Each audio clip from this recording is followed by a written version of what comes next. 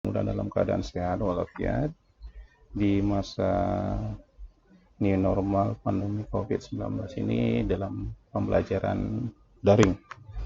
Nah, di materi kita kali ini, di pertemuan kita kali ini, kita akan coba membahas tentang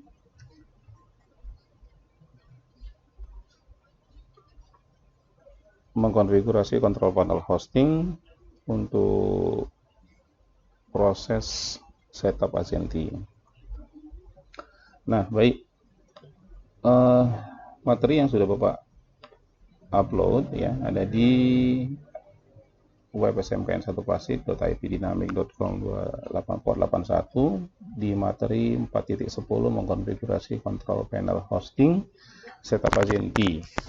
Nah, situ sudah Bapak upload untuk materinya, nanti silakan dibaca dari awal sampai akhir. Kemudian ada untuk tutorial prakteknya silakan dipraktikumkan.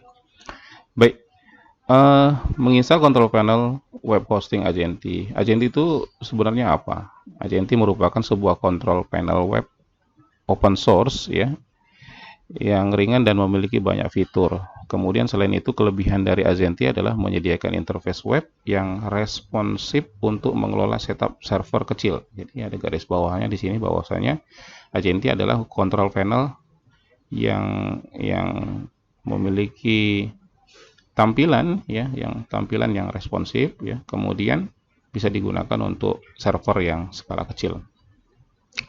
Nah, bagaimana kita melakukan setup Azenti ini? Jadi Azenti merupakan control panel hosting. Control panel hosting sebenarnya itu adalah untuk mempermudah kita dalam proses melakukan controlling terhadap server kita ya. Baik dia nanti itu proses konfigurasi domain, subdomain, kemudian mail server, kemudian database, SQL, dan lain sebagainya. Jadi nanti kita akan lebih mudah melakukan proses kontrol terhadap server kita. Azenti ini bersifat tidak berbayar, kemudian cukup populer juga di kalangan para IT. Ya. Azenti sendiri ini merupakan salah satu tool bersifat open source tadi ya.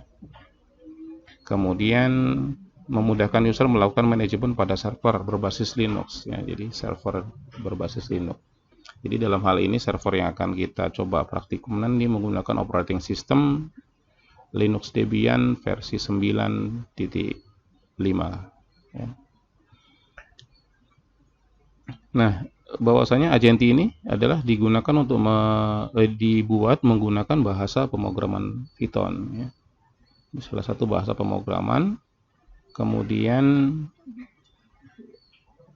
Azenti juga dapat digunakan sebagai web hosting management dengan menyertakan aplikasi tambah yang disebut dengan Azenti V. Jadi ini adalah fitur-fitur dari Azenti tadi, yang meliputi konfigurasi firewall bisa, kemudian file manager ya, yang disebut dengan file manager adalah kita bisa melakukan proses upload, download, edit, delete, dan lain sebagainya. Kemudian terminal untuk mengakses server, Nginx untuk web servernya, kemudian ada web hosting manajemen Azenti V dan fitur-fitur yang lainnya. Oke, baik. Untuk dapat melakukan praktek setup konfigurasi control panel Azenti ini ya, kita akan bahas satu persatu. Jadi langkah-langkah yang pertama adalah kita menentukan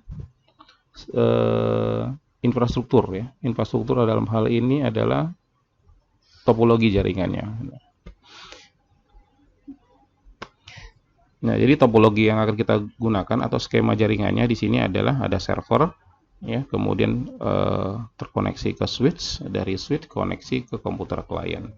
Nah, jadi kalau kita tidak mempunyai switch ya, maka kita dapat gunakan laptop atau PC kita itu dia sebagai server juga sebagai kliennya. Oleh karena itu nanti kita memerlukan aplikasi yang disebut dengan virtual box ya.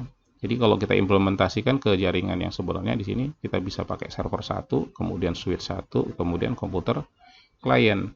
Nah, untuk komputer klien ketentuannya adalah memiliki IP address 192.168.56.1/24, kemudian operating systemnya minimal Windows 7 atau versi di atasnya boleh. Untuk servernya adalah IP-nya 192.168.56.20/24. dan OS yang kita pilih adalah Linux Debian 9.x.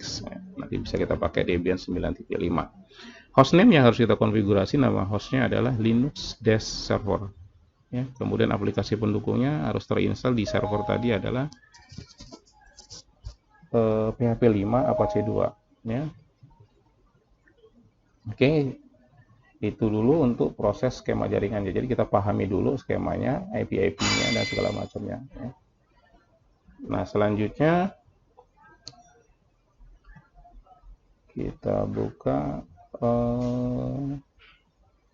VirtualBox. Nah, jadi di sini VirtualBox yang kita gunakan, kita tidak melakukan instalasi OS Debian-nya dari awal, tapi dalam hal ini Bapak akan menggunakan file yang sudah ada Debian-nya yang sudah terinstall di dalamnya. Jadi kita tinggal melakukan proses import saja.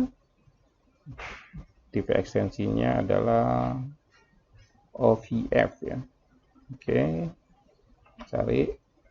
Nah, nanti ini bila ada yang siswa kami yang belum memilikinya, nanti dapat di-download, linknya akan Bapak sertakan ya untuk bisa mendownloadnya, kemudian mengimportnya di PC atau laptop masing-masing.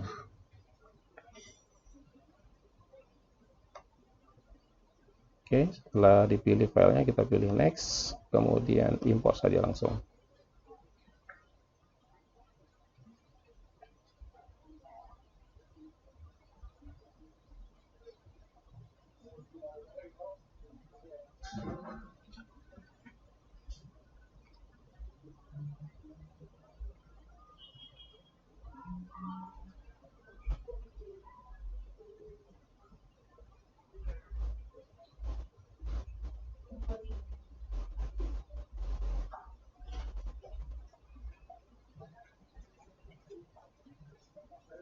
Nah, jadi kalau kita ingin implementasikan VirtualBox ini nanti sebagai bahan praktek kita, ada beberapa hal yang harus kita lakukan proses konfigurasi ya di VirtualBox-nya. Yang pertama, kita setting dulu interface-nya.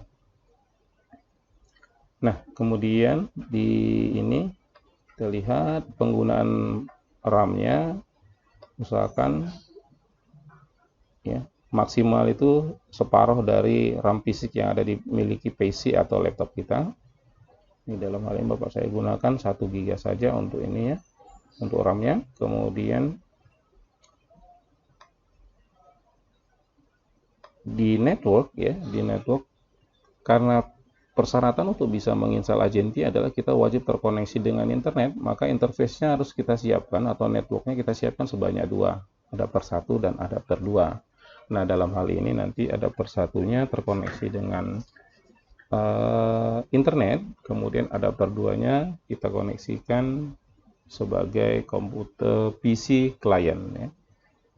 Jadi kita ibaratkan nanti adapter satunya adalah untuk terkoneksi internet dan adapter 2-nya adalah untuk IP address 192.168.5620. Nah, jadi dalam hal ini nanti kita gunakan bridge dulu ya. Kita gunakan bridge menggunakan jaringan. Jadi di sini jaringan atau network yang ada di laptop atau PC masing-masing disesuaikan apakah dia menggunakan kabel LAN atau menggunakan WiFi ya. Dalam hal ini Bapak menggunakan WiFi untuk terkoneksi dengan internetnya. Kemudian attach-nya sebagai bridge ya. Kemudian adapter 2-nya kita pakai yang internal network, host only adapter. Kita gunakan ya host only adapter. Nah, nanti kita Ethernet yang digunakan adalah Ethernet VirtualBox host only adapter. Itu dia untuk proses konfigurasi di VirtualBox-nya. Oke, kita klik OK saja. Kemudian kita jalankan dengan mengklik Start.